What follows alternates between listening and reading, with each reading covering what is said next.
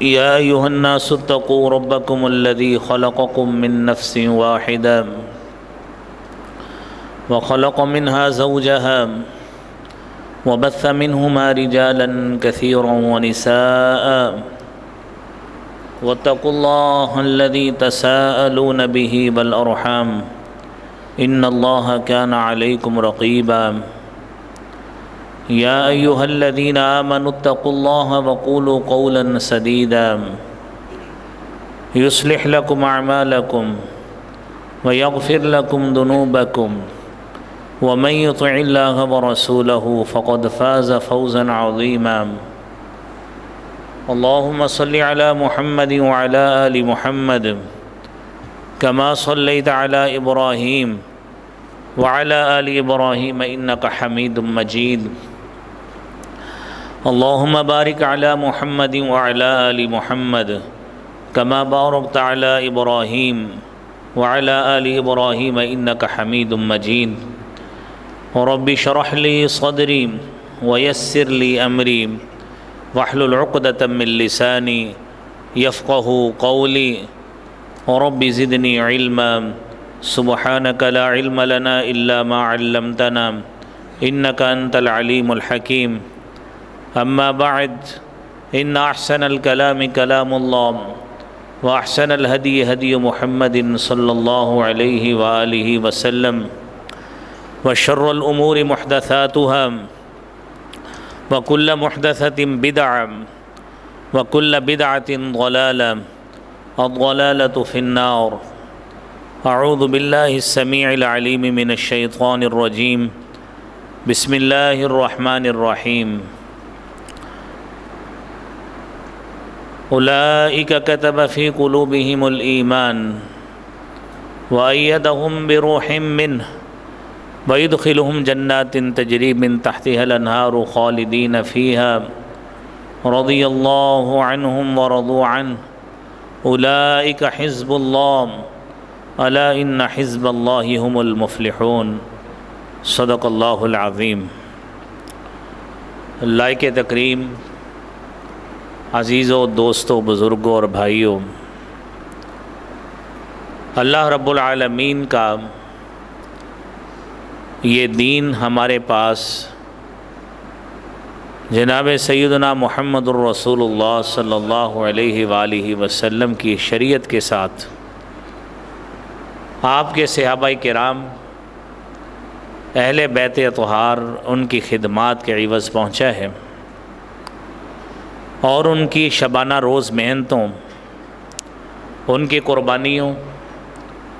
وہ جسمانی لحاظ سے ہوں، مالی لحاظ سے ہوں، وقت گزارنے کے لحاظ سے ہوں، صحبت کے لحاظ سے ہوں، یہ وہ تمام چیزیں شامل ہو کر یہ دین ہمارے پاس جو ہے وہ پہنچا ہے۔ اور ایک مسلمان ہونے کے ناطے میرے اور آپ کے فرائض میں یہ بات شامل ہے کہ ہم بطور مسلمان ان لوگوں سے محبت کریں جن سے اللہ رب العالمین نے قرآن کریم میں اظہار محبت کیا ہے، یا حبیب کبریا جناب محمد الرسول اللہ صلی اللہ علیہ وآلہ وسلم نے اظہار محبت کیا ہے۔ ان صحابہ کرام میں سے اور اہل بیت میں سے صحابہ میں وہ لوگ جنہیں صحبت رسول صلی اللہ علیہ وآلہ وسلم کے ساتھ ساتھ قرابت داری کا بھی شرف حاصل ہوا، وہ اہل بیت اطہار عام مسلمان کے اب بلکہ صحابہ کرام رضوان اللہ علیہم اجمعین یہ ان کی بھی خواہش تھی اور ترجیح ہوا کرتی تھی کہ ہم ان لوگوں کا احترام کریں، ان لوگوں کے علم اور فضل کی قدر کریں۔ اور صحابہ کرام میں سے ایک بہترین مثال سیدنا عمر فاروق رضی اللہ تعالی عنہ کی ہے، جن کی یہ خواہش تھی اور اس خواہش کو انہوں نے عملی جامہ بھی پہنایا کہ ہم اس محبت کے تعلق کو قرابت داری اور نسبی تعلق میں بدل دیں۔ اور اس خواہش کا اظہار جناب سیدنا علی رضی اللہ تعالیٰ عنہ سے جب کیا ہے تو حضرت علی رضی اللہ تعالیٰ عنہ نے آپ کی اس خواہش کو مکمل کرتے ہوئے اپنی بیٹی ام کلثوم کی نسبت سیدنا عمر فاروق رضی اللہ تعالیٰ عنہ کے ساتھ کر دی۔ تو گویا یہ نسبی تعلق قائم کرنے کو جو لوگ فضیلت سمجھتے تھے، اہل بیت کے ساتھ نسبی تعلق قائم کرنے کو باعث فضیلت سمجھنا، یہ بھی صحابہ کرام رضوان اللہ علیہم اجمعین ہی کا خاصہ تھا۔ اور پھر اس کے ساتھ ساتھ جہاں پر نسبی تعلق ہے، اس نسبی تعلق کو قائم کرنے کے ساتھ ساتھ اہل بیت کی فضیلت کو تسلیم کرنا، انہیں مستجاب الدعوات سمجھنا، ان کے حقوق کا تحفظ کرنا، یہ بھی صحابہ کرام رضوان اللہ علیہم اجمعین کی سنت ہے۔ سیدنا عمر فاروق رضی اللہ تعالیٰ عنہ کے دور میں جب قحط پڑا تھا، بارش نہیں ہو رہی تھی، تو حضرت عمر فاروق رضی اللہ تعالیٰ عنہ نے بارش کی طلب کی، تو اسی نسبتی تعلق کو ریوائیو کرتے ہوئے حضرت عباس رضی اللہ تعالیٰ عنہ سے دعا کروائی ہے۔ تو گویا صحابہ کرام سے اہل بیت کی محبت، اس کے بین ثبوت شریعت مطہرہ میں اور ان کے واقعات میں موجود ہیں، اور صحابہ کرام اور اہل بیت کے اس تعلق میں جب ہم حقوق کی بات کرتے ہیں تو اہل بیت کے حقوق کی سب سے اعلیٰ ترین پاسداری انہی صحابہ کرام رضوان اللہ علیہم اجمعین نے ہی کی ہے۔ سیدنا عمر فاروق رضی اللہ تعالیٰ عنہ کا دور تھا، آپ خلیفہ تھے، امیر المومنین تھے۔ حضرت عمر فاروق رضی اللہ تعالیٰ عنہ نے اس نسبتی تعلق کا لحاظ کرتے ہوئے، اہل بیت کے حقوق کا تحفظ کرتے ہوئے،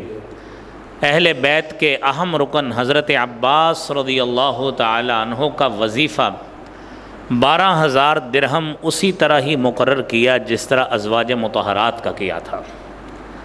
تو گویا یہ بطور خلیفہ راشد، بطور امیر المومنین،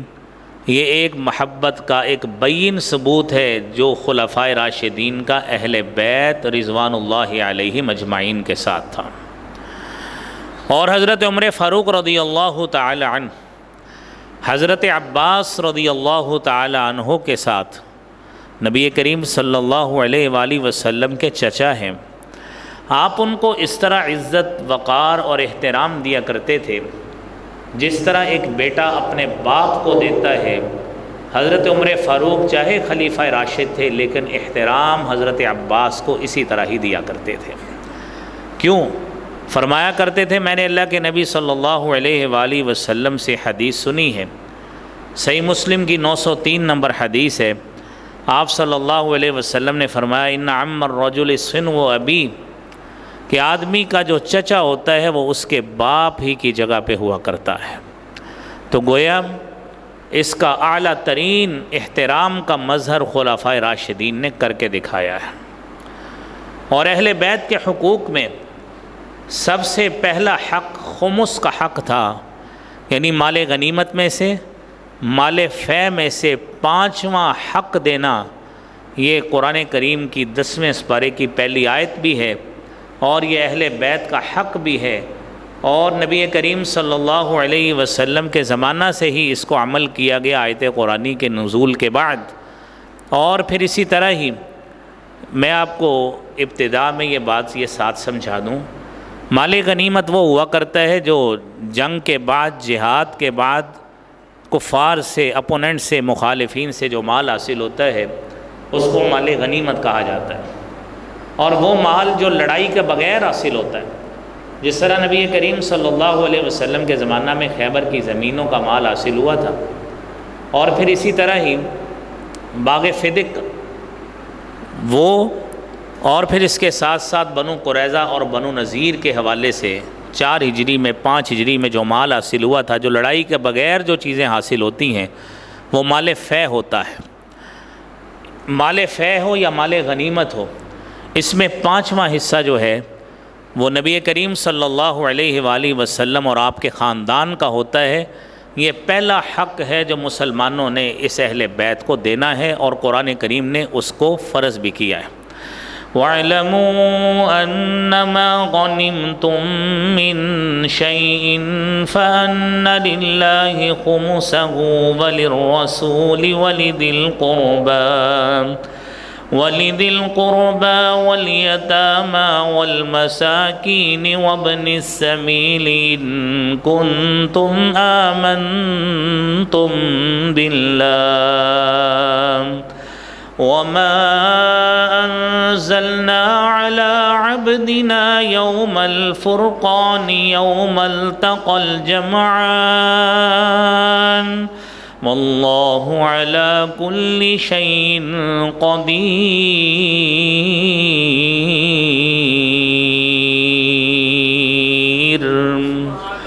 جان لو جو بھی تم مال غنیمت پاتے ہو، ان للہ خمسہ وللرسول، اس مال غنیمت کا پانچواں حصہ جو ہے اللہ کے لیے، اس کے رسول کے لیے، قریبی رشتہ داروں کے لیے، یتامہ، مساکین اور مسافروں کے لیے ہوگا۔ اور نبی کریم صلی اللہ علیہ وآلہ وسلم کے پاس جب یہ مال غنیمت آتا تھا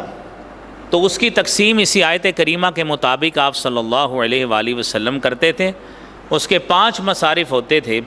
اس کا پہلا مصرف ہوتا تھا جو رسول کریم صلی اللہ علیہ وآلہ وسلم کے لیے اور آپ کے قرابت داروں کے لیے ہوتا تھا۔ اس کا دوسرا مصرف آپ کے وہ قرابت دار جو بنو ہاشم کے وہ لوگ یا مطلب کے وہ لوگ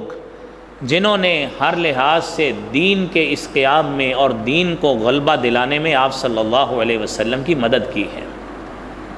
وہ آپ کے لوگ ہیں۔ اور پھر تیسرا حصہ یتیموں کے لیے، چوتھا حصہ مساکین کے لیے، اور پانچواں حصہ مسافروں میں سے مسافروں کے لیے اور راہ گیروں کے لیے جن کے پاس زیادہ راہ نہیں ہوتا یا چلتے پھرتے جو فقراء لوگ ہوتے ہیں ان کے لیے۔ یہ 5 حصے ہیں جو مال غنیمت کے ہیں۔ یہ میرے عزیز بھائیوں، یہ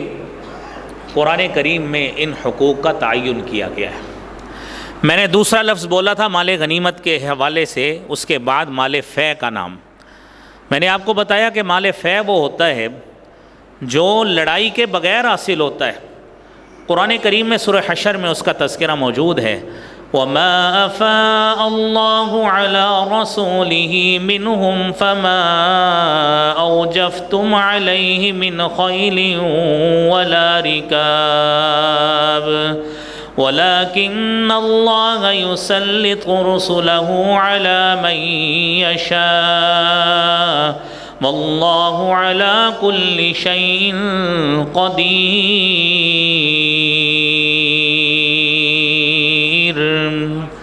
یہ جو فے کا مال ہوتا ہے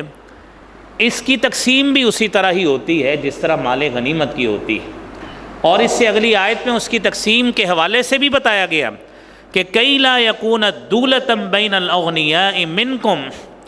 کہ اس کی تقسیم کا مقصد یہ ہے کئی لا یکون دولۃ بین الاغنیاء منکم، کہ یہ مال جو ہے یہ اغنیاء میں ہی آپس میں بٹتا نہ رہے بلکہ فقراء، یتامہ اور مساکین کے پاس بھی جائے۔ میرے عزیز بھائیوں، یہ اہل بیت کا یہ حق ہے جو میرے عزیز بھائیوں مسلمانوں کے لیے ضروری ہے، جو انہوں نے اس کو دینا ہے۔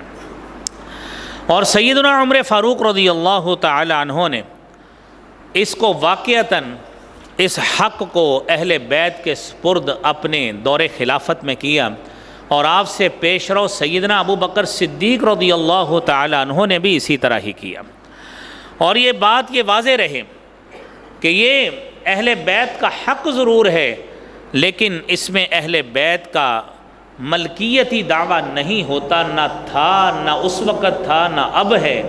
یہ تولیت کا حق ہے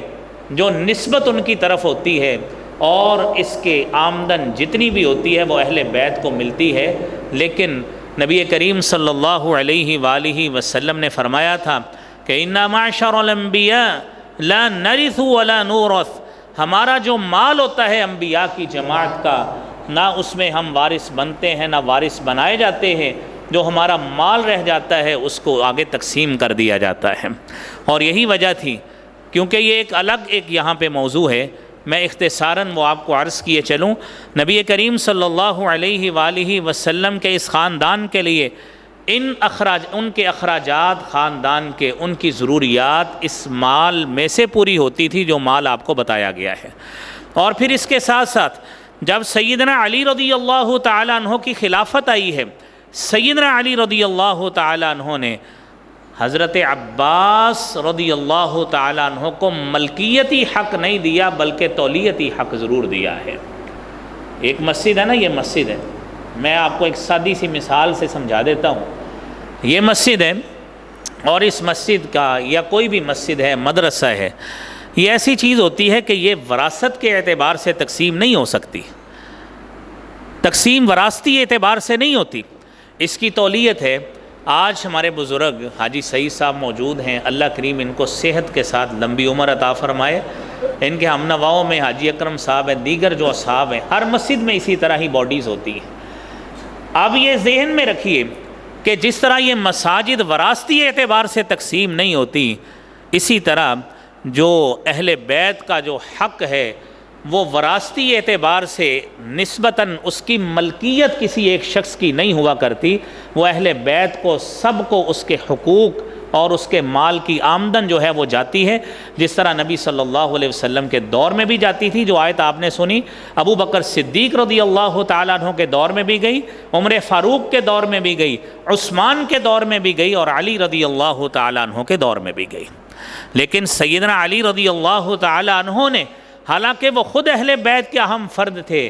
اسی لیے انہوں نے اس کا تولیتی جو حق ہے وہ تو سپرد کیا، لیکن حق کے ملکیت جو ہے وہ حضرت عباس رضی اللہ تعالیٰ عنہ کو نہیں دیا۔ حضرت علی رضی اللہ تعالیٰ عنہ کے بعد صحیح بخاری کی شرح ہے فتح الباری، اور اس میں صحیح بخاری کی حدیث 4034 نمبر کے اس کی وضاحت میں، چھٹی جلد ہے 207 اور 8 نمبر صفحہ ہے، علامہ ابن حجر اسقلانی نے بڑی تفصیلی بحث کی ہے۔ یہ اسی کا ہی خلاصہ آپ کو میں بتا رہا ہوں کہ اس کے بعد حضرت علی رضی اللہ تعالیٰ عنہ کی جب شہادت ہوئی ہے 21 رمضان 40 ہجری کو، آپ کے بعد وہ تولیتی حق حضرت حسن رضی اللہ تعالیٰ عنہ کے پاس چلا گیا، اور وہی تولیتی حق متولی ہونے کا حق حضرت حسین رضی اللہ تعالیٰ عنہ کے پاس، پھر زین العابدین کے پاس، اور اسی طرح ہی یہ تولیتی حق جو ہے یہ اسی طرح ہی آگے منتقل ہوتا رہا ہے۔ لیکن اس کی پراپر کسی ایک کے نام ملکیت ہو جائے اور پھر وہ وراثت اس طرح تقسیم ہو، یہ میرے بھائیوں اس طرح یہ نہیں ہوتا، نہ ہی اس وقت تھا نہ بعد میں ہوا ہے۔ میرے عزیز بھائیوں، اہل بیت کا دوسرا حق یہ ہے کہ ان کے لیے صلاۃ کا اہتمام کیا جائے، درود کا اہتمام کیا جائے۔ آپ نے قرآن کریم میں یہ آیت سورہ احزاب کی سنی ہے، ان اللہ وملائکتہ یصلون علی النبی یا ایہا الذین آمنوا صلوا علیہ وسلموا تسلیما۔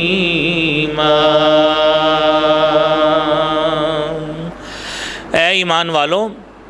یاد رکھیے اللہ تعالیٰ اور اس فرشتے نبی کریم صلی اللہ علیہ وسلم پر صلاۃ بھیجتے ہیں۔ اب اس کے صلاۃ کے تینوں اعتبار سے معنی ہے کہ جب اللہ رب العالمین صلاۃ بھیجتے ہیں تو درجات کی بلندی مراد ہوتا ہے، اور اللہ رب العالمین کی طرف سے آپ پر رحمتوں کا نزول ہوتا ہے۔ اور جب فرشتے آپ پر صلاۃ بھیجتے ہیں تو آپ صلی اللہ علیہ وسلم کے لیے رحمت کی دعائیں اور درجات کی بلندی کی دعا ہوتی ہے۔ اور جو ہمیں حکم ہے یا ایھا الذین آمنوا صلوا علیہ وسلموا تسلیما، اے ایمان والو تم بھی آپ صلی اللہ علیہ وسلم پر صلاۃ اور سلام بھیجو۔ اور میرے بھائیوں، یہاں پہ صحیح مسلم کی میں حدیث آپ کے سامنے پیش کرتا ہوں۔ نبی کریم صلی اللہ علیہ وآلہ وسلم کے اس درود کے حوالے سے، صلاۃ کے حوالے سے 407 صحیح مسلم کی حدیث ہے، اور اس میں یہ الفاظ موجود ہیں، اللہم صلی علی محمد وعلی ازواجہ وذریتہ کما صلیت علی ابراہیم۔ اے اللہ رحمتوں کا نزول فرما محمد صلی اللہ علیہ وآلہ وسلم وعلی ازواجہ آپ کی بیویوں پر، وذریتہ اور آپ کی اولاد پر، ان اہل بیت پر، کما صلیت علی ابراہیم جس طرح تو نے ابراہیم علیہ السلام پر رحمتوں کا نزول فرمایا تھا، وبارک علی محمد اور اے اللہ برکتوں کا نزول فرما جناب محمد الرسول اللہ صلی اللہ علیہ وآلہ وسلم پر، وعلی ازواجہ وذریتہ آپ کی ازواج پر، آپ کی اولاد پر، کما بارکت علی ابراہیم جس طرح تو نے انہی برکات کا نزول ابراہیم علیہ السلام پر فرمایا تھا، انک حمید مجید بے شک تو ایسی ذات ہے جو حمید بھی ہے مجید بھی ہے۔ میرے عزیز بھائیوں، منہاج السنت النبویہ علامہ ابن تیمیہ کی کتاب ہے، اور علامہ ابن تیمیہ معروف ایک محدث، ایک فقیہ، ایک عالم، ایک امام، اور جو بھی صفات ان کے ساتھ لگائی جائیں وہ حقیقتاً اس میں یہ بات ان کی شخصیت میں ثابت ہوتی ہے۔ منہاج السنہ کے 259 صفحہ پہ دوسری جلد ہے، وہ فرماتے ہیں کہ اس آل کا مقصد تمام اہل بیت ہیں، اور آپ علیہ السلام کے اہل بیت کے ساتھ آپ کی ازواج بھی ہے، آپ کی آل اولاد بھی ہے، اور یہ صرف ایک مخصوص فرقے کے نسبتی اماموں کو شامل نہیں ہے جس طرح ان کا دعویٰ ہے، اس میں آپ کی ازواج بھی شامل ہیں، اس میں آپ کی اولاد بھی شامل ہے، جو صرف ان 12 لوگوں تک محدود نہیں ہے، بلکہ یہ اسی طرح ہی جو حقیقتاً اولاد ثابت ہے یہ ان سب پر اس رحمت کا اور برکات کا اطلاق ہوتا ہے۔ میرے عزیز بھائیوں، نبی کریم صلی اللہ علیہ وآلہ وسلم کے ان اہل بیت کے ساتھ ساتھ آپ کے دین کو تقویت پہنچانے میں، آپ کے دین کو غالب کرنے میں آپ کی ڈھارس بندائی ہے، حق ادا کیا ہے، قربانیاں دی ہیں، مالی اعتبار سے، جسمانی اعتبار سے آپ کے صحابہ کرام رضوان اللہ علیہم اجمعین نے۔ اور سیدنا عبداللہ بن مسعود رضی اللہ تعالیٰ عنہ بیان کرتے ہیں، نبی کریم صلی اللہ علیہ وآلہ وسلم نے فرمایا، ان اللہ نظر قلوب بنی آدم، اللہ رب العالمین نے بنو آدم کے دلوں کو جانچا سب سے پہلے، فوجد قلب محمد خیر قلوب العباد، اور سب سے بہتر دل پایا تو جناب محمد مصطفیٰ صلی اللہ علیہ وسلم کا دل پایا، فاصطفاہ لنبیہ آپ علیہ السلام کو اپنی رسالت کے لیے، نبوت کے لیے چن لیا، وابتعثہ لرسالتہ اپنا پیغام اور رسالت پہنچانے کے لیے آپ کا انتخاب کیا، اور پھر اس کے بعد دوسرے نمبر پر اللہ رب العالمین نے کیا کیا، ثم نظر قلوب بنی آدم بعد قلب محمد، جناب محمد الرسول اللہ صلی اللہ علیہ وآلہ وسلم کے انتخاب کے بعد اللہ رب العالمین نے تمام بنی آدم کے دلوں کو چانچا، فوجد قلوب اصحاب محمد خیر قلوب العباد، اور دنیا میں سب سے بہتر دل پایا تو اصحاب محمد الرسول اللہ صلی اللہ علیہ وسلم کے دلوں کو پایا، وَجَعَلَهُمْ وُزَرَاءَ لِنَبِيِّهِ اور انہیں اللہ رب العالمین نے نبی کریم صلی اللہ علیہ وسلم کی آپ کی صحبت کا شرف دیا، آپ کی معیت کا شرف دیا، اور ایسی معیت کا شرف دیا کہ قرآن میں فرما دیا رضی اللہ عنہم ورضوا عنہ کہ اللہ تعالیٰ ان سے راضی ہو گیا اور یہ اللہ سے راضی ہو گئے۔ اور قرآن میں سورہ مجادلہ کے آخر میں فرمایا، اولئک کتب فی قلوبہم الایمان وأیدہم بروح منہ وَيُدْخِلُهُمْ جَنَّاتٍ تَجْرِي مِن تَحْتِهَا الْأَنْهَارُ خَالِدِينَ فِيهَا أُولَئِكَ حِزْبُ اللَّهِ۔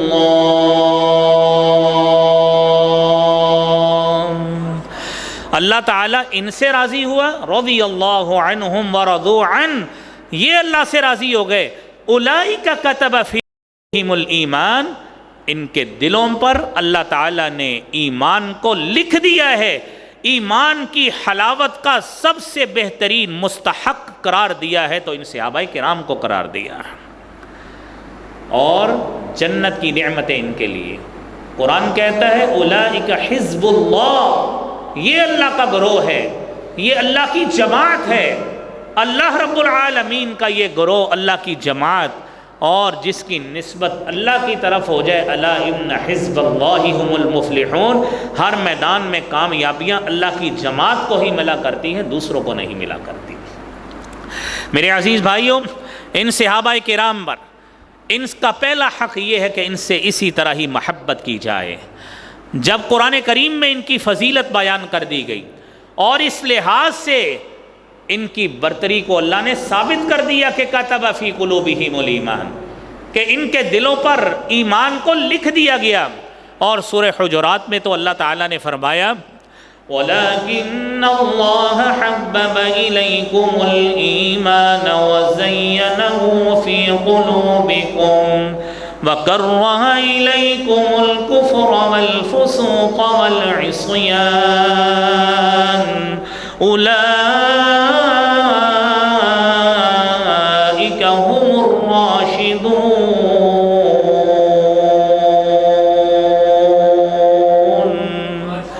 وَلَكِنَّ اللَّهَ حَبَّبَ إِلَيْكُمُ الْإِيمَانَ، میرے عزیز بھائیوں، ایمان میں بھی دعوے دار ہوں ایمان کا، ایمان کے دعوے دار آپ بھی ہیں، آپ کے آباء و اجداد بھی دعوے دار تھے، میرے بھی تھے، سارا کچھ موجود ہے، لیکن میرے عزیز بھائیوں، اس ایمان کی صداقت کی گارنٹی نہ میرے پاس ہے نہ آپ کے پاس ہے۔ یہ گارنٹی تھی تو سب سے پہلے اصحاب محمد الرسول اللہ صلی اللہ علیہ وسلم کے پاس تھی، جن کے بارے میں قرآن کہتا ہے کتب فی قلوبہم الایمان، ان کے دلوں پر ایمان کو لکھ دیا گیا۔ حبب الیکم الایمان، اللہ تعالیٰ نے تمہارے لیے اس ایمان کو پسند کیا ہے، وَزَيَّنَهُ فِي قُلُوبِكُمْ، اس ایمان کو تمہارے دلوں کی زینت بنا دیا ہے۔ میرے بھائیوں، آج جو صحابہ سے محبت کرنے والا ہے، اہل بیت سے محبت کرنے والا ہے، اس کے دل میں جس طرح صحابہ کے دلوں میں ایمان کو مزین کیا گیا تھا، آج اس مومن کے دل میں بھی صحابہ کی بھی محبت ہے، اہل بیت کی بھی محبت ہے۔ میرے عزیز بھائیوں، نبی کریم صلی اللہ علیہ وآلہ وسلم نے فرمایا تھا، صحیح مسلم کتاب الایمان، صحیح بخاری کتاب الایمان، آپ صلی اللہ علیہ وسلم نے فرمایا آیت الایمان حب الانصار، اگر اپنے ایمان کی نشانی کو پانا چاہتے ہو تو حب الانصار، انصاریوں سے محبت کیا کرو، میرے ان لوگوں سے جو میرے دائیں بازو پہ جماعت کھڑی ہوتی ہے، جو میرے بائیں بازو پہ کھڑی ہوتی ہے، جو میرے آگے کھڑی ہوتی ہے، پیچھے کھڑی ہوتی ہے، ان سے محبت کا اظہار کرو۔ وآیت النفاق بغض الانصار، اور ان انصاریوں سے، ان صحابہ کرام سے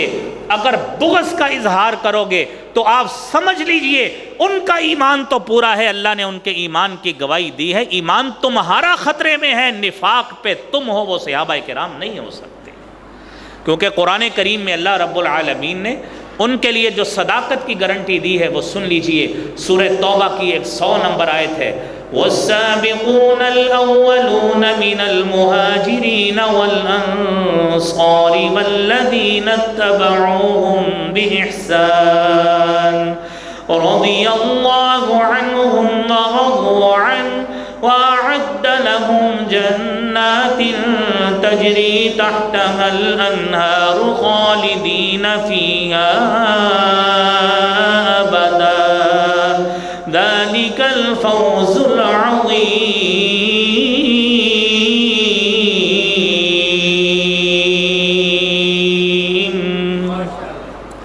میرے عزیز بھائیوں، یہ پہلے پہل سبقت کرنے والے مہاجر ہوں، انصار ہوں، یا جن لوگوں نے نیکیوں میں ان کی پیروی کی، میرے مالک کی طرف سے جنت کا وعدہ ہے۔ والذین اتبعوہم بإحسان، وہ نیکیاں، وہ محبت رسول، وہ محبت اہل بیت جو صحابہ کرام نے کی، آج بھی جو مسلمان ان کے پیچھے چلتے ہوئے اس طرح کی محبت کا اظہار کرتا ہے، میرے رب کا وعدہ ہے اعد لہم جنات تجری، تمہیں بھی اللہ تعالیٰ اسی طرح جنت کی نعمتوں سے نوازیں گے جس طرح ان صحابہ کرام کو نوازیں گے۔ میرے عزیز بھائیوں، اور سورہ انفال کے آخر میں اللہ رب العالمین فرماتے ہیں والذین آمنوا وهاجروا وجاهدوا في سبيل الله والذین آووا ونصروا أولئك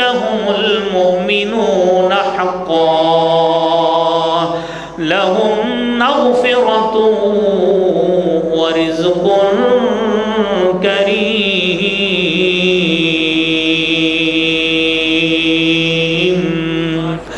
وہ لوگ جو ایمان لائے، جنہوں نے ہجرت کی،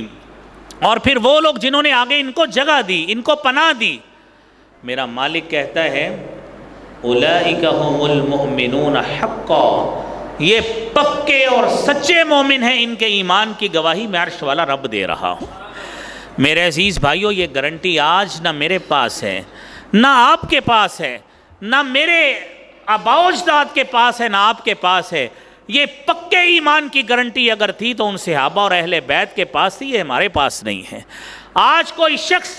اپنی زبان کو گندا کرتا ہے، وہ اپنی زبان کو گندا کرتا ہے، ان صحابہ کرام کی عظمت کے حوالے سے وہ کچھ بھی نہیں کر سکتا۔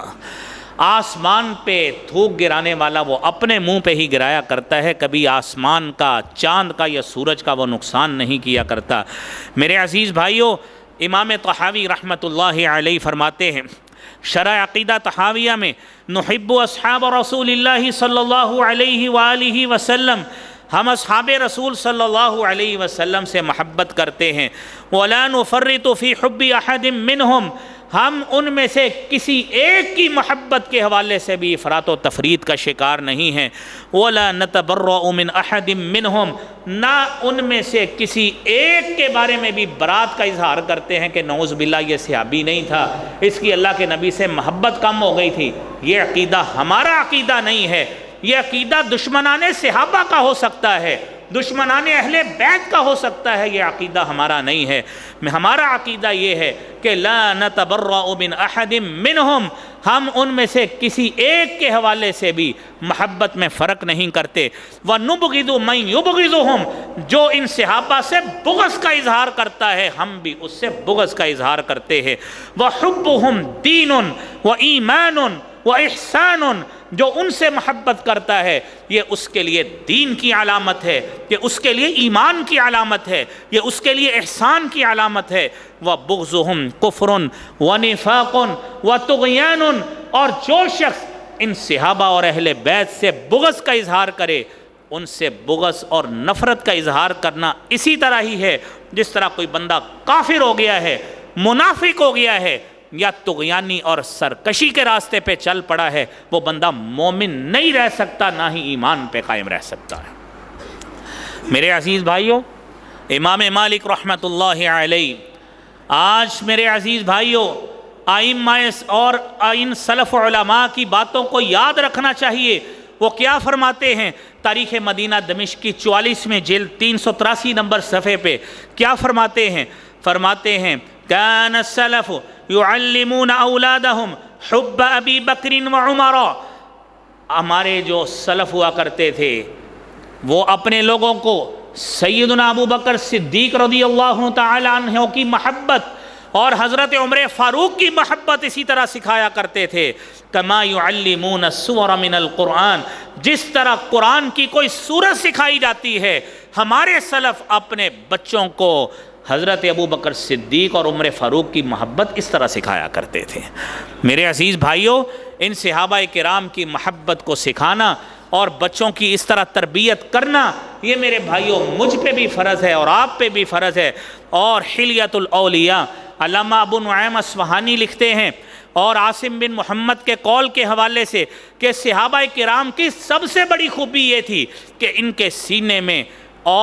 سینے میں اللہ تعالیٰ نے جو محبت کا پہلو محمد الرسول اللہ صلی اللہ علیہ وسلم کے حوالے سے ڈال دیا تھا، وہ سب سے صاف اور شفاف محبت تھی۔ اس محبت میں کسی طرح کی کوئی آنچ نہیں تھی، کوئی کمی نہیں تھی، اسی لیے اس محبت کا اظہار اللہ نے قرآن کریم میں کر دیا ہے۔ میرے عزیز بھائیوں، دوسرا حق صحابہ کرام کا یہ ہے کہ صحابہ کرام کے فضائل سے آگاہی ہونی چاہیے۔ یا آپ نے قرآن کریم کی مختلف آیات سنی، اور مختلف آیات سن کر یہ نتیجہ اخذ کیجئے کہ جو اللہ رب العالمین نے نبی کریم صلی اللہ علیہ وسلم کے صحابہ کو، اہل بیت کو جو منصب دیا ہے، جو مقام دیا ہے وہ امت میں سے کسی کے پاس میرے بھائیوں نہیں ہے۔ آپ صرف ایک آیت سنیے، لَقَدْ رَضِيَ اللَّهُ عَنِ الْمُؤْمِنِينَ إِذْ يُبَايِعُونَكَ تَحْتَ الشَّجَرَةِ فَعَلِمَ مَا فِي قُلُوبِهِمْ فَأَنزَلَ السَّكِينَةَ عَلَيْهِمْ وَأَثَابَهُمْ فَتْحًا قَرِيبًا۔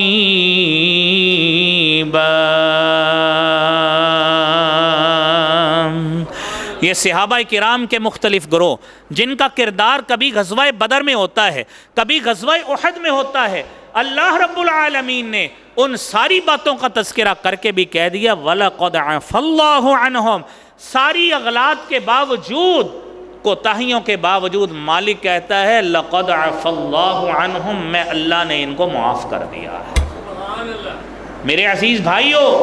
یہ معافی کی گارنٹی آج کسی مسلمان کے پاس نہیں ہے، اس کے اپنے کردار کے حوالے سے نہیں ہے، اس کے امام کے حوالے سے نہیں ہے، اس کے مولوی کے حوالے سے نہیں ہے، اس کے قائد کے حوالے سے نہیں ہے۔ یہ گارنٹی اگر معافی کی ہے تو صحابہ اور اہل بیت ہی کی ہے، اور اس کے علاوہ کسی کی نہیں ہو سکتی۔ میرے عزیز بھائیوں، سیدنا ابو بردہ رضی اللہ تعالی عنہ بیان کرتے ہیں، صحیح مسلم کی 2531 نمبر حدیث ہے، نبی کریم صلی اللہ علیہ وآلہ وسلم ایک دن آسمان کی طرف دیکھ رہے ہیں، آسمان کی طرف دیکھ کے کہتے ہیں النجوم امنۃ للسماء، یہ جو ستارے ہیں یہ آسمان کے لیے امن اور سکون کا باعث ہیں۔ فَإِذَا ذَهَبَتِ النُّجُومُ، جب یہ ستارے چلے جائیں گے، غائب ہو جائیں گے، ڈس اپیئر ہو جائیں گے، تو أَتَى السَّمَاءَ مَا تُوعَدُ،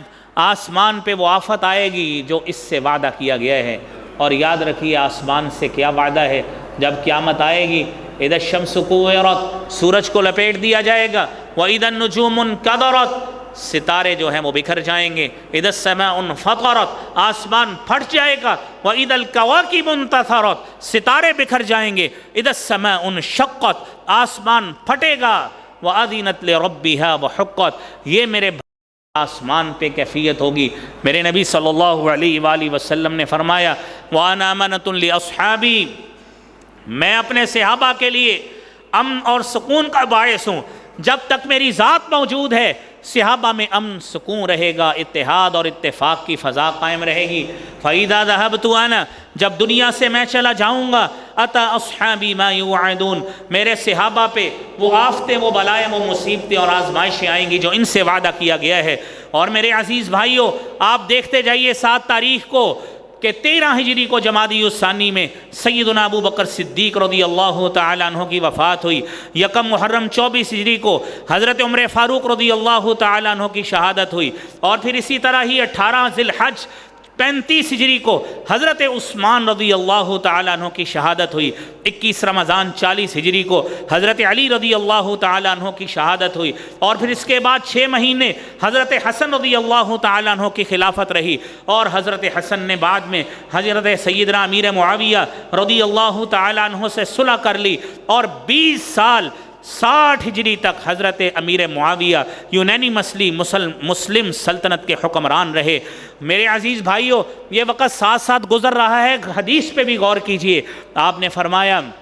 وَأَصْحَابِي أَمَنَةٌ لِأُمَّتِي، میرے صحابہ میری امت کے لیے امن اور سکون کا باعث ہیں۔ فَإِذَا ذَهَبَ أَصْحَابِي، جب میرے صحابہ دنیا سے چلے جائیں گے، أَتَى أُمَّتِي مَا يُوعَدُونَ، میری امت پہ وہ آفتیں، مصیبتیں، بلائیں اور آزمائشیں آئیں گی جو اس امت سے وعدہ کیا گیا ہے۔ اور میرے عزیز بھائیوں، آپ کو یہ بات ہمیشہ غور میں رکھنی چاہیے، اپنے علم کا حصہ بنانا چاہیے کہ میں نے آپ کو 60 ہجری تک بتایا، اور پھر اس کے بعد بنو امیہ کی حکومت جو ہے، خاندان بنو امیہ کی 132 ہجری تک چلتی ہے۔ اسی دوران ائمہ و فقہا ان کی پیدائش کا سلسلہ شروع ہوتا ہے۔ امام ابو حنیفہ رحمۃ اللہ علیہ 80 ہجری میں ان کی پیدائش ہوئی ہے، 150 ہجری میں ان کی وفات ہوتی ہے۔ اور پھر اس کے ساتھ ساتھ امام مالک رحمۃ اللہ علیہ جنہیں محدث مدینہ کہا جاتا ہے، اور ان کو چاروں ائمہ کرام میں یہ وہ واحد امام ہے جنہیں یہ اللہ رب العالمین نے اعزاز دیا ہے۔ یہ محدث مدینہ تھے، محدث مسجد نبوی تھے، اور اسی مسند پہ بیٹھ کر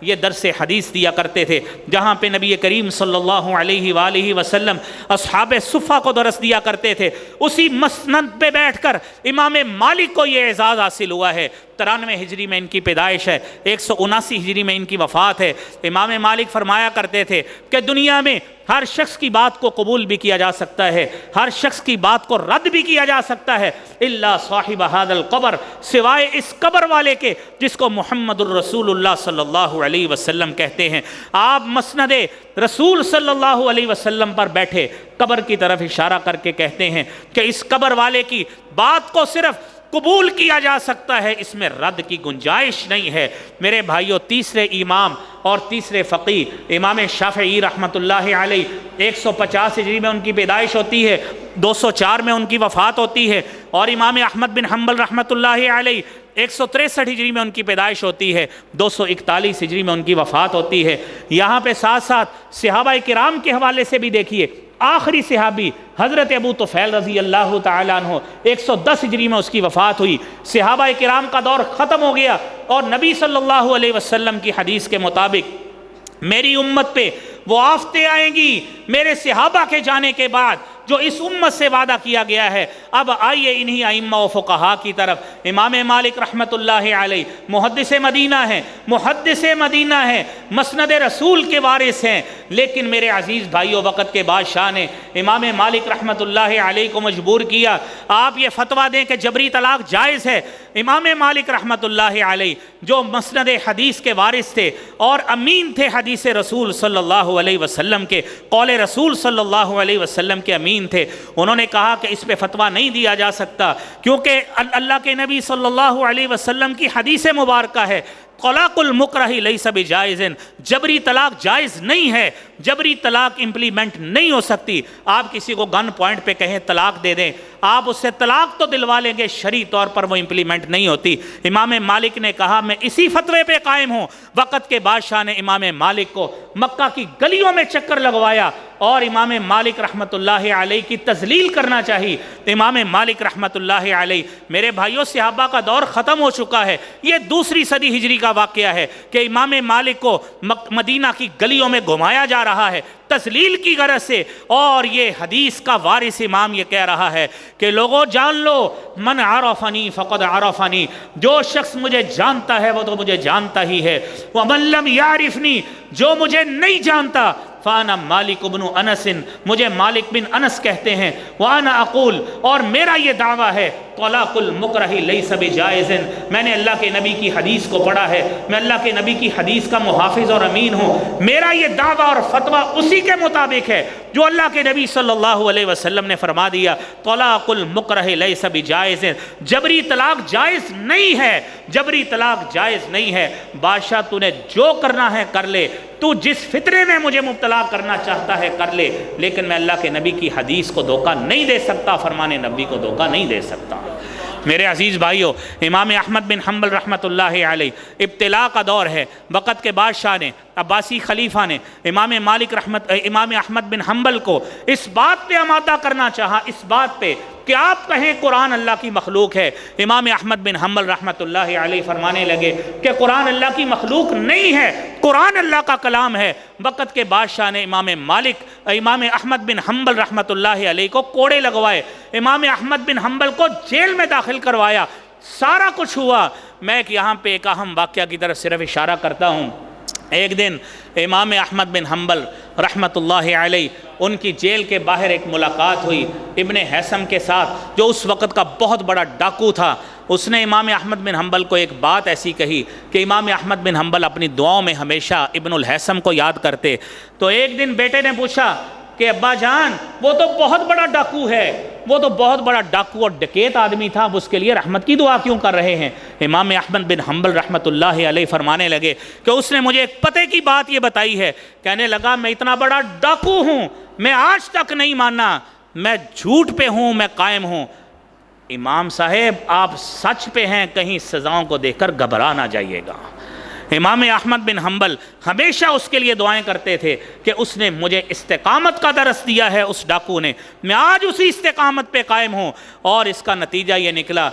امام احمد بن حنبل نے بادشاہ کو کہا تھا کہ بادشاہ تیرا میرا پتہ تیرے میرے جنازے میں لگے گا کہ تیرے ساتھ اللہ نے کتنی دنیا کی محبت رکھی ہے، میرے ساتھ کتنی رکھی ہے۔ بادشاہ فوت ہوتا ہے، اس کے جنازے میں چند لوگ ہیں۔ امام احمد بن حنبل کی وفات ہوتی ہے، بغداد کی کوئی گلی ایسی نہیں تھی، کوئی کوچہ ایسا نہیں تھا، کوئی بازار نہیں تھا جس میں لوگ نہیں تھے،